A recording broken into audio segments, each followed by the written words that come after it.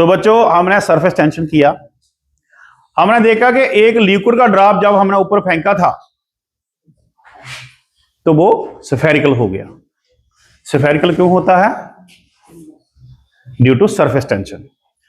क्योंकि surface tension के time हर एक मॉलिक्यूल जो होता है इनवर्ड डायरेक्शन में पुल होता है, तो इसका मतलब उसके अंदर प्रेशर ज्यादा होगा। वही हमने एक्सेस प्रेशर फाइंड करना आज, वही हमारा टॉपिक है, excess pressure in the liquid drop.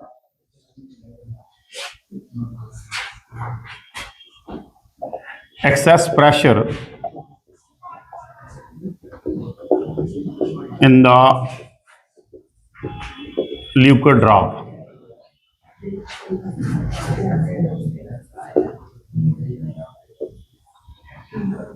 Important question है जी। देखो अगर जे कोई ड्रॉप है तो इसका हर एक मॉलिक्यूल जो है इनवर्ड पुल होगा, ठीक है, अंदर की ओर खींचेगा। इसका हम रेडियस ले लेते हैं are.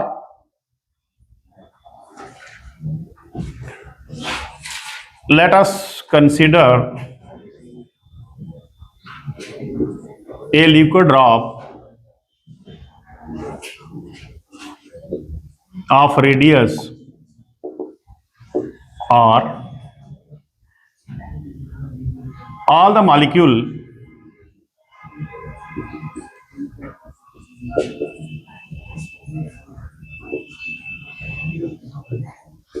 in the liquid drop are pulled inward, pull inward. अगर इनवर्ड होगा तो ड्रॉप का तो साइज जीरो नहीं होगा। It cannot be reduce to zero. That means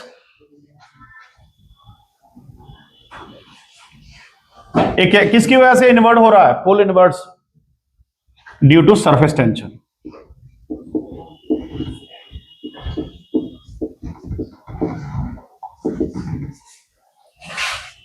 तो this implies that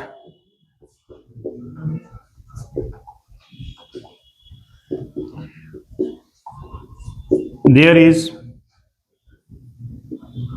excess pressure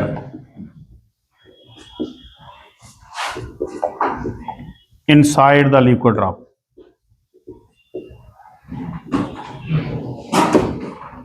अब इसका रेडियस हम ले लेते हैं। Late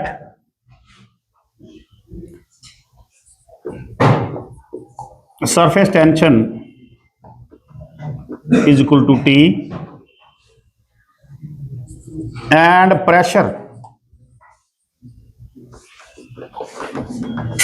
inside the liquid drop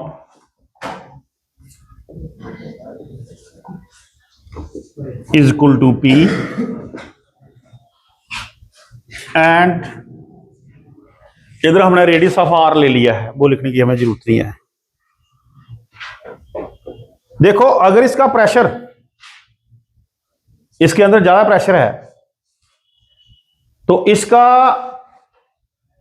अगर एज यूजुअल हम लें तो इसका रेडियस बढ़ेगा। Let the due to the excess pressure radius is increased by delta r, कि ये आ गया आपका डेल्टा आर। इसका due to excess pressure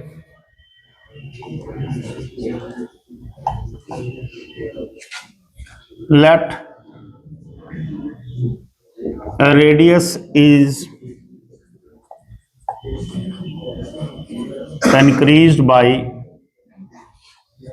delta r, ठीक है। तो वर्क डन कितना होगा? Work done is equal to force multiplied by displacement.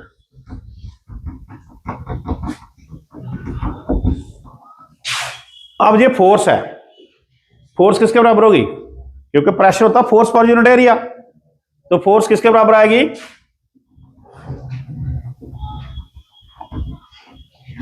Pressure into area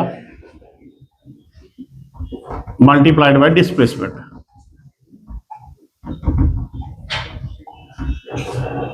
ये वर्क डन हो गया। प्रेशर हमारे पास P है। ये बॉल स्फेरिकल है, तो स्फीयर का जो सरफेस एरिया होता है वो किसके बराबर होता है? 4 पाई r स्क्वायर। और डिस्प्लेसमेंट कितनी बड़ी बच्चे? Delta r। ये r पहले r था, अब कितना हो गया? Delta r। ठीक है, ये हो गया वर्क डन। अब देखते हैं कि पोटेंशियल एनर्जी कितनी होती है for increase in potential energy.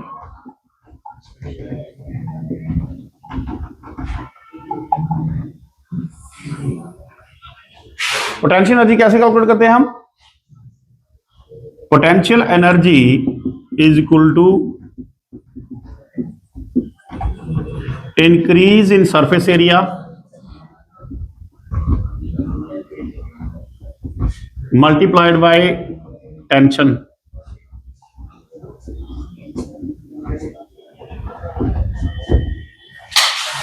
पहले वॉल्यूम में surface area 4 pi r square था। जब उसका रेडियस बढ़ गया, डेल्टा r हो गया, तो कितना सरफेस एरिया बढ़ेगा? इंक्रीज इन सरफेस एरिया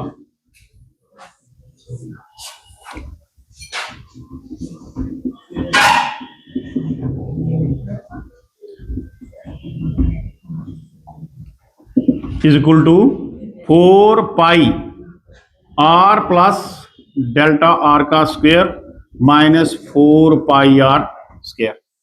ये बड़ा भाई उसका surface area 4 pi a plus b का होल स्क्वायर लगाओ, a square 2r delta r plus delta r का square minus 4 pi r square. Delta r is neglected.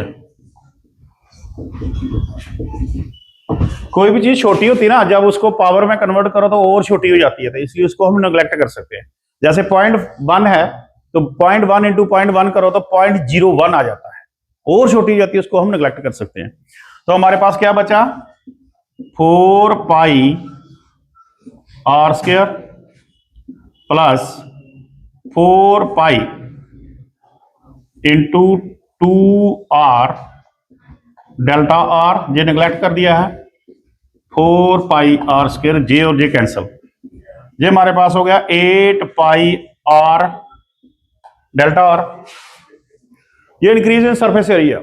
तो increase in potential energy क्या हो जाएगा?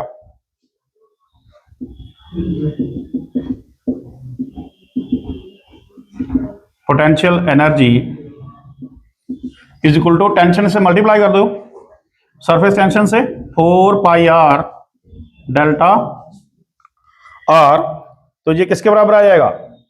Into T. ठीक है, surface tension क्या हो जाएगा?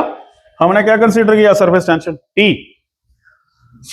तो पोटेंशियल एनर्जी जो होती है वो वर्क डन के बराबर होती है। Work done is equal to increase in potential energy.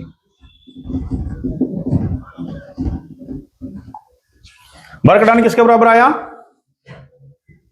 P into 4 pi r square delta r is equal to 8 pi r delta r into T. देखो क्या क्या कैंसिल हुआ?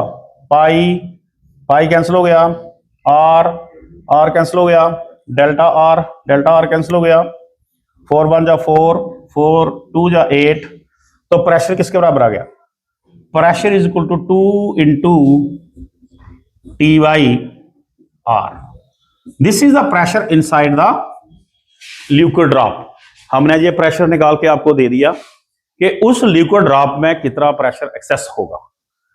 ठीक है, समझ आई? कोई डाउट? अंडरस्टैंड? एक बार मैं आपको दोबारा बता देता हूं कि लिक्विड ड्रॉप का रेडियस आर है, तो उसका आपने निकाल दिया वर्क डन। ठीक है, ठीक है। पहले आपने क्या किया, वर्क डन निकाला, वो होता है फोर्स इंटू डिस्प्लेसमेंट। फोर्स आपके पास होती है प्रेशर इंटू एरिया, क्योंकि आपने पढ़ा हुआ है कि pressure is equal to force per unit area, तो force is equal to pressure into area, तो मैंने लिख दिया प्रेशर इंटू एरिया। अब ये लगा दिया। अब इंक्रीज इन पोटेंशियल एनर्जी क्या होता है, increase in surface area into surface tension. तो कितना बड़ा एरिया इतना बड़ा, उसको टी के साथ मल्टीप्लाई करा तो पोटेंशियल एनर्जी, ये दोनों बराबर होते हैं, तो वहां से हमारे पास प्रेशर आ गया। अंडरस्टैंड? कोई डाउट? बच्चों, excess pressure in the liquid drop हमने किया। सिमिलर क्वेश्चन है अगला, excess pressure in the soap bubble. In the, यहां क्या आ जाएगा, soap bubble.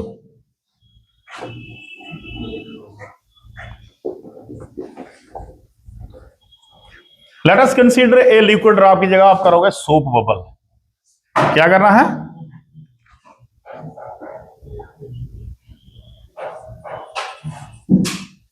of radius are all the molecule in the soap bubble are pulled inwards due to surface tension, and it cannot reduce to zero। ये कम से कम तो zero तो नहीं हो सकता, इसलिए this implies that there is excess pressure inside the soap bubble. Same type के question अगर आप जहां कर लो ना, वो याद हो जाते हैं। ठीक है, let surface tension is equal to T है, and pressure inside the liquid drop की जगह आपने क्या करना है, soap bubble is equal to P है। Due to the excess pressure let R is increase by delta R, ये same है, तो work done is equal to force into displacement. अब प्रेशर की वजह से इसका रेडियस बढ़ गया डेल्टा आर। ये समझो सोप बबल है, ये इसके सारे मॉलिक्यूल अंदर की ओर खींचे जा रहे हैं ड्यू टू सरफेस टेंशन। तो एक्सेस प्रेशर की वजह से हम ले लेते हैं कि इसका जो रेडियस है that is increase by the quantity delta R. तो work done is equal to force into displacement, तो work done is equal to pressure into area into displacement, ये सेम आएगा जहां तक। For the increase in the potential energy क्या आएगा, potential energy equal to increase in the surface area into surface tension. Increase in surface tension जो होगा, soap bubble में problem क्या होती है कि उसका सरफेस एरिया अंदर भी होता है और बाहर भी होता है, बाहर भी होता है और अंदर भी होता है, पर लिक्विड ड्रॉप में अंदर कोई सरफेस एरिया होता है, सिर्फ बाहर ही होता है। तो इसमें क्या आ जाएगा, increase in the surface area equal to J 2 time आ जाएगा, जहां जे आ जाएगा 2 टाइम।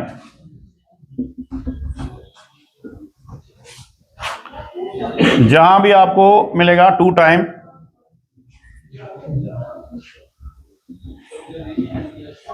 तो जे आ गया आपका 16, तो जे आपका आ गया 16, 4 1 जा 4, ये 4 आ गया, तो जहां आ जाएगा 4T/R। सिर्फ हमने ये लिखना है कि 2 क्यों आया, ये 2 क्यों आया, because soap bubble has 2 surfaces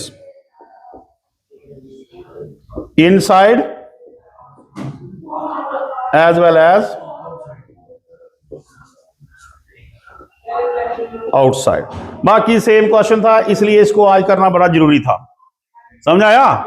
similar question था, आपको पूरा अंडरस्टैंड हो गया होगा, क्योंकि पहले वाला होगा तो ये उससे डबल अंडरस्टैंडिंग में हुआ होगा, क्योंकि जहां आपको ये हर चीज पहले की पड़ी हुई है, सिर्फ आपने 2 इंट्रोड्यूस किया कि उसके अंदर भी सरफेस एरिया और बाहर भी है। अंडरस्टैंड? कोई डाउट?